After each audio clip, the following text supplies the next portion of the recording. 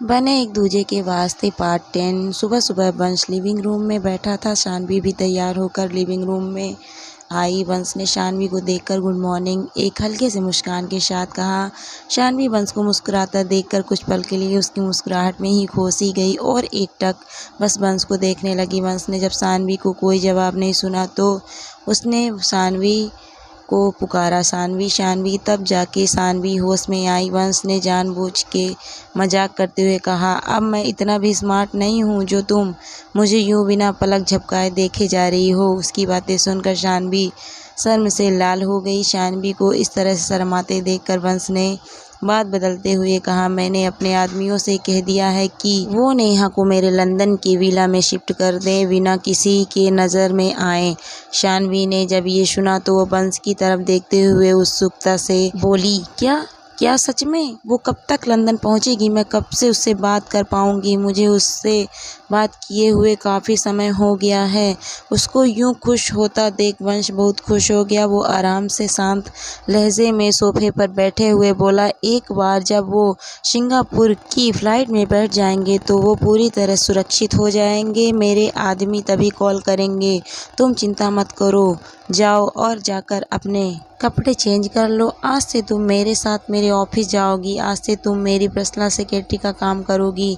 शानवी ये सुनकर बुरी तरह चौंक जाती है। वो वंश की तरफ सवाल भरी नज़रों से देखती है और पूछती है, मैं आपके ऑफिस कैसे? मेरा मतलब। अभी शानवी पूरी बात बोलती तब तक वंश उसकी तरफ देखकर बोलता है, तुम मेरे जितना पास रहोगी उतना ही सेफ रहोगी और मैं हर वक्त तुम पे नज़र भी रख पाऊँगा। शानवी वंश की बात सुनती है और उसको भी वो बात ठीक लगती है। वो हाँ में सिर हिलाकर तैयार होने अपने कमरे में चली जाती है। वंश अपने प्लान को सफल होता देख मुस्कुरा देता है और धीरे से बोलता है, पागल लड़की, और फिर आराम से कॉफ़ी पीने लगता है। असल में ये सब तो बहाना था। वो तो बस शानवी को हर पल अपने नज़रों के सामने रखना चाहता था, वरना कोई भी वंश मल्होत्रा के विला में घुसने की हिम्मत तो क्या सोच भी नहीं सकता था। शानवी तैयार होकर आई। शानवी ऑफिस के कपड़ों में भी इतनी सुंदर लग रही थी कि वंश उसको बस एकटक देखने लगा। वो बोला, बहुत खूब, अब तुम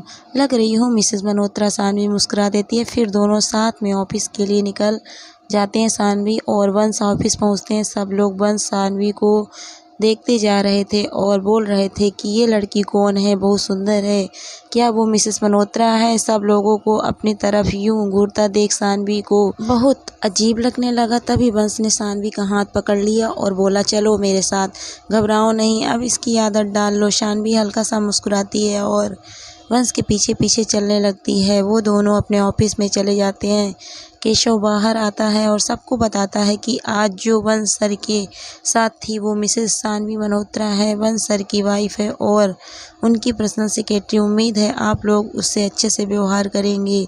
जब ये बात रिया को पता चलती है तो गुस्से से वंश के ऑफिस में चली जाती है और जाकर शानवी के सामने खड़ी हो जाती है और वंश से कहती है कि क्या ये सच है वंश कि ये तुम्हारी पर्सनल सेक्रेटरी है? वंश उसकी इस तरीके के व्यवहार से बहुत नाराज हुआ, फिर भी उसने हाँ में सिर हिला दिया। रिया मुस्कुराई और शानवी की तरफ देखकर बोली, तुम खुद को कितना मासूम दिखाती हो पर हो कितनी चालाक। आखिर कितने लोगों को फंसा रखा है तुमने अपने इस रूप के जाल में। हाँ, तुम्हें क्या लगता है तुम्हारी सच्चाई किसी को पता नहीं है? वंश उसकी बात सुनता है और वो गुस्सा हो जाता है और गुस्से से बोलता है, रिया अपने जवान को लगाम दो, सोच समझ कर बोलो कि तुम क्या बोल रही हो। रिया वंश की तरफ देखती है और बोलती है, क्यों क्यों दूं मैं अपने जवान को लगाम? आखिर मैंने क्या गलत किया था? मैंने जो भी किया था बस तुमको पाने के लिए। मैंने कभी तुम्हारे सिवा किसी और की चाहत नहीं की। जब मैंने तुम्हें मुझसे दूर जाते देखा तो मुझसे बर्दाश्त नहीं हुआ और मैंने वो सब किया। मानती हूँ कि मैं गलत की, तुमने उसकी सज़ा भी मुझे दी, मुझे अपनी ज़िंदगी से निकाल दिया, लेकिन मैं तुम्हें बर्बाद होने नहीं दूंगी।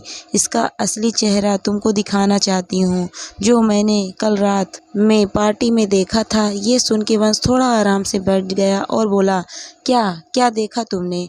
कुछ भी बोलने से पहले ये जान लेना कि तुम जो भी कहोगी उसका सबूत तुम्हारे पास होना चाहिए। इस बात पर रिया घमंड से सानवी की तरफ देखती है और अपना फ़ोन निकाल कर वंश को देती है और उसमें एक वीडियो था। रिया बोली, कल मैंने जब सानवी को वॉशरूम जाते हुए देखा, फिर थोड़ी देर बाद राजेश राय को भी उसी वॉशरूम में जाते देखा, तो मैंने उसका पीछा किया तो मुझे ये देखने को मिला। वो ये बोलकर सानवी की तरफ मुड़ी, लेकिन सानवी को शांत देखकर वो चौंक गई। फिर उसने मन ही मन सोचा, हाँ दिखा लो कि तुमको कोई फ़र्क नहीं पड़ता, पर वंश को पड़ता है, अब बताएगा वो तुम्हें। ये सोचकर वो मुस्कुराने लगी। वंश वीडियो को देखने लगा। उसमें कोई आवाज़ नहीं था, पर उसमें वंश ने देखा कि कैसे सानवी राजेश से बचने के लिए भागी और राजेश ने उसे अपनी बाहों में जकड़ लिया। कैसे वो उसकी बाहों से छूटने की कोशिश कर रही थी और वो हंसे जा रहा था। ये देखकर वंश का पारा 7वें आसमान पर चला गया। उसने रिया का मोबाइल फर्श पर फेंक दिया और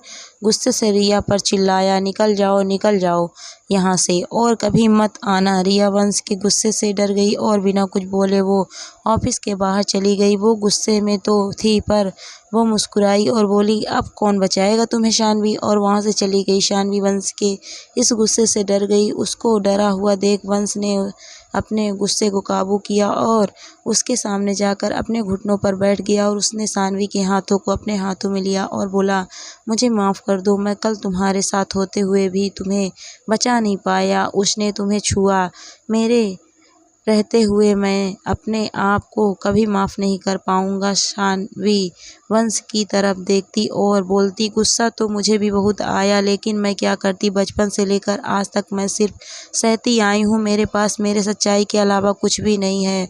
वंश उसको देखता और बोलता है, क्या तुम भूल गई कि तुम किस खानदान की बेटी हो? क्या तुम भूल गई कि तुम्हारे अंदर किसका खून दौड़ रहा है? क्या तुम भूल गई कि तुम्हारा जन्म ही लोगों पर राज करने के लिए हुआ है? शानवी वंश की बातों को बहुत ही भावुक होकर सुन रही थी। वंश आगे बोला, तुम ऐसे तो अपने गुनाहगारों को माफ़ नहीं कर सकती। क्या तुम कर सकती हो उन्हें माफ़, जिन्होंने तुमसे तुम्हारा सब कुछ छीन लिया, तुम्हारा परिवार, तुम्हारा बचपन, तुम्हारी मासूमियत, तुम्हारा प्यार? शानवी की तरफ उसकी आंखों में देखते हुए पूछता है, क्या कर पाओगी तुम उन्हें माफ़? शानवी उसकी बात सुनकर ना में सिर हिला देती है और बोलती है, लेकिन मैं कर भी क्या सकती हूँ? कोई तो नहीं है मेरे साथ, मैं किसके लिए लड़ूँ? वंश उसकी तरफ देखता है और बोलता है, अपने लिए लड़ो, मैं तुम्हारे साथ हूँ, मैं हर कदम पर तुम्हारे साथ हूँ। शानवी उसकी तरफ देखती है और पूछती है, लेकिन कब तक? हम दोनों ही जानते हैं कि हम 4 साल के लिए ही पति पत्नी हैं, आखिर कब तक आप मेरा साथ देंगे? वंश उसकी तरफ देखता है और बोलता है, पूरी ज़िंदगी साथ दूंगा, तुम्हारे भले ही बस 4 साल के लिए साथ है, लेकिन दोस्त तो हम बचपन से हैं ना। शानवी वंश की बात सुनकर रो पड़ती है और हाँ में सिर हिला देती है। वंश तुरंत केशव को बुलाता है और बोलता है, आज ही मुझे राजेश राय और विकास रायचंद की कंपनी की डिटेल्स ला कर दो और कल शाम को एक प्रेस कॉन्फ्रेंस रखो। शानवी वंश से पूछती है, प्रेस कॉन्फ्रेंस पर क्यों? वंश बोलता है, अब वंश इंटरप्राइजेस फैशन वर्ल्ड में कदम रखने जा रहा है तो न्यूज़ तो देनी ही पड़ेगी और कुछ लोगों को बताने का समय आ गया है कि उनकी बर्बादी का काउंट डाउन शुरू हो गया है। शानवी, अब तुम अपने आप को तैयार कर लो, अब तुम्हें एक लड़ाई लड़नी है। शानवी वंश की बात कॉन्फिडेंस से भर जाती है और हल्का सा मुस्कुरा देती है। वंश उसको देखता है और मन ही मन कहता है, शानवी, मैं तुम्हारी पूरी ज़िंदगी ख्याल रखना चाहता हूँ, लेकिन मुझे पता है अगर मैंने अभी तुमसे ये सब कहा तो तुमको लगेगा कि मैं तुम पर तरस खा रहा हूँ। तुम इस वक्त मेरे प्यार को समझ नहीं पाओगी। एक बार तुम अपने आप से प्यार करने लगो तो मैं भी तुम्हें अपने दिल का हाल बता दूंगा। ये सोचकर वंश मुस्कुरा देता है और शानवी की तरफ देखने लगता है। शाम को जब शानवी और वंश घर पहुंचे तो उन्हें नेहा का कॉल आया। वंश ने कॉल शानवी को दिया। नेहा और शानवी ने बहुत देर तक बातें की। शानवी ने सारी बातें नेहा को बताई। नेहा ने कहा, वंश बहुत अच्छे इंसान हैं, क्या तुम्हें उनसे कभी प्यार नहीं हुआ? शानवी कुछ देर खामोश रहती है और फिर कहती है, अगर हुआ भी होता तो उससे क्या फ़र्क पड़ता, मैं अब उनके लायक नहीं। फिर शानवी ने नेहा से कहा, मैं थक गई हूँ, अब तुम भी आराम कर। ये बोलकर वो कॉल कट कर देती है और फिर से चांद को देखने लगती है। उसकी आंखों से आंसू गिरने लगते हैं। वंश उसको पीछे से खड़े होकर देखता है उसको। यूं रोता देख उसको भी तकलीफ होने लगती है। शानवी अपने रूम में जाने के लिए मुड़ती है तो वो वंश को अपने पीछे देखती है। वो सोचती है क्या वंश ने सब कुछ सुन लिया है। वंश उसको देखकर उसकी तरफ बढ़ता है और उसकी आंखों से बह रहे आंसुओं को पोंछता है और शानवी से कहता है अभी कमज़ोर नहीं पड़ना तुम्हें। ये सुनकर शानवी वंश की तरफ देखती है और सोचती है अच्छा हुआ कि वंश ने कुछ नहीं सुना। फिर दोनों एक दूसरे को मुस्कुरा कर देखते हैं और शानवी अपने कमरे में चली जाती है और वंश चांद को देखने लगता है और मन में बोलता है अगर तुम मेरे लायक नहीं तो फिर कोई मेरे लायक नहीं और मैं तुमसे कितना प्यार करता हूँ इसका एहसास मैं तुम्हें दिला के रहूँगा। दोस्तों आपको कहानी कैसी लगती है कमेंट करके ज़रूर बताइए। कहानी अच्छी लगी है तो वीडियो को लाइक भी करें। आपके एक लाइक से मुझे वीडियो अपलोड करने का मन होता है और अगर आप लोग लाइक नहीं करते हैं चैनल को सब्सक्राइब नहीं करते हैं तो मुझे वीडियो अपलोड करने का मन नहीं होता है। तो प्लीज़ आपसे एक रिक्वेस्ट है 1 सेकेंड का समय दे के मेरे चैनल को सब्सक्राइब भी करें। Thank you for watching my video.